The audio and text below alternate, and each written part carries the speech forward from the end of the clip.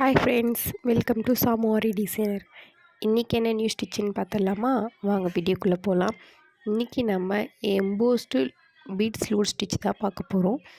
Already loading stitch நம்ம வந்து silk thread வச்சு பண்ணியிருப்போம். இப்போ நம்ம பீட்ஸ் வச்சு பண்ண போகிறோம். இப்போ ஃபஸ்ட்டு நீங்கள் என்ன பண்ணணும், இதுக்கு த்ரெட்டை வந்து க்ளூ போட்டு ஸ்டிக் பண்ணிவிட்டு நெக்ஸ்ட்டு அதுக்கு மேலே நான் கொடுத்துருக்க மாதிரி ஜிக்ஸாக் ஸ்டிச் வந்து நீங்கள் கொடுத்து ஸ்டிச் பண்ணிக்கணும். இப்போ லோட் ஸ்டிச்சு நம்ம எப்படி பண்ணுவோம், சாய்வாக ஸ்லாண்டிங் பொசிஷனில் தான் நம்ம வந்து ஃப்ளாட் லோட் ஸ்டிச் எப்படி பண்ணுவோமோ அந்த மாதிரி பண்ணணும்.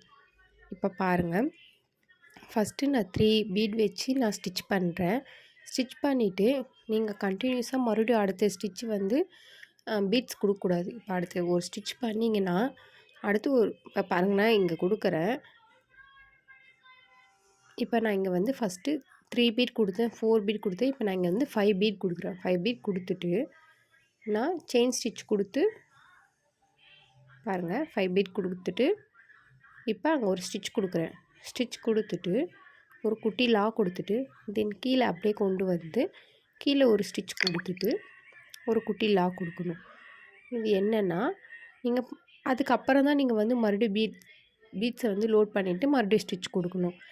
இது ஏன் ஃபஸ்ட்டு நான் 3 கொடுத்து அடுத்து 4 கொடுத்து அடுத்து 5 கொடுத்துருக்கேன்னு பார்த்தீங்கன்னா, அந்த த்ரெட்டு வந்து நமக்கு வெளியே தெரியாத அளவுக்கு தான் நம்ம ஸ்டிச் பண்ணணும்.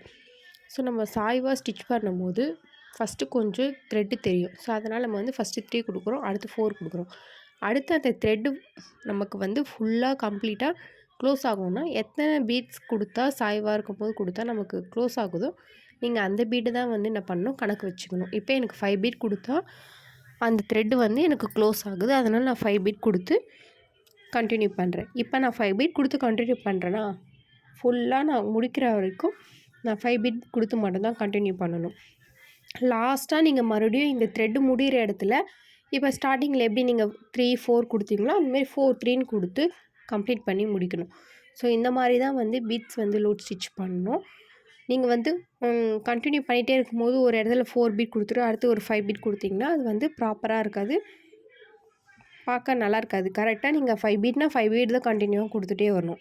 இதை நீங்கள் வந்து யூ ஷேப்லேயும் ட்ரை பண்ணி பாருங்கள். நான் யூ ஷேப்லேயும் உங்களுக்கு எப்படி போடணுன்றதை உங்களுக்கு நான் வந்து வீடியோ கொடுக்குறேன். நம்ம சேனலில் நிறைய வீடியோஸ் அப்லோட் பண்ணியிருக்கோம். நீங்கள் ப்ரொஃபஷ்னலாக ஆரி ஒர்க் கற்றுக்கணும்னு நினச்சிங்கன்னா நம்ம சேனலை மறக்காமல் ஃபாலோ பண்ணிக்கோங்க. நான் போகிற வீடியோவை ரெகுலராக நீங்கள் பார்த்தீங்கன்னா கண்டிப்பாக உங்களாலே ஒரு ப்ரொஃபஷ்னலாக ஆரி ஒர்க் ஆக முடியும். உங்களுக்கு எந்த டவுட் இருந்தாலும் நீங்கள் கமெண்ட் பண்ணுங்கள், நான் உங்களுக்கு எக்ஸ்பிளைன் பண்ணுறேன். ஷார்ட் வீடியோஸ்லேயும் கொடுக்குறேன். ஸோ லோட் பண்ணும்போது நீங்கள் எல்லாமே கரெக்டாக ஈவனாக தான் லோட் பண்ணிவிட்டு வரணும். ஸோ கொஞ்சம் வந்து சாய்வாக தான் நீங்கள் லோட் பண்ணணும். இப்போ நீங்கள் வந்து இங்கே ஒரு பீடும் கொடுக்கும்போது கிராஸாக மட்டும்தான் கொடுக்கணும். இப்போ நான் பாருங்கள் எண்டில் ஃபினிஷ் பண்ண போகிறேன். நான் லாஸ்ட்டாக 5 பீட் கொடுத்துருக்கேன். இப்போ நான் கொடுக்க போகிறது என்னதுன்னா மறுபடியும் 4 பீட் தான் நான் கொடுக்க போகிறேன். ஏன்னா வந்து அந்த த்ரெட்டு வந்து நமக்கு தெரியாமல் க்ளோஸ் ஆகணும். அப்போ நான் மறுபடியும் லாஸ்ட்டாக 4 பீட் கொடுக்குறேன். அடுத்த ஸ்டிச்சில் வந்து 3 பீட் கொடுத்து க்ளோஸ் பண்ணுறேன். ஸோ இந்த மாதிரி தான் நீங்கள் வந்து ஸ்டிச்சஸ் போடணும். நீங்கள் 1 or 2 டைம்ஸ் கிட்ட நல்லா ட்ரை பண்ணுங்கள். நீங்கள் எந்த அளவுக்கு ட்ரை பண்ணுறீங்களோ அந்த அளவுக்கு வந்து உங்களால் ஈஸியாக போட முடியும். தேங்க்ஸ் ஃபார் வாட்சிங்.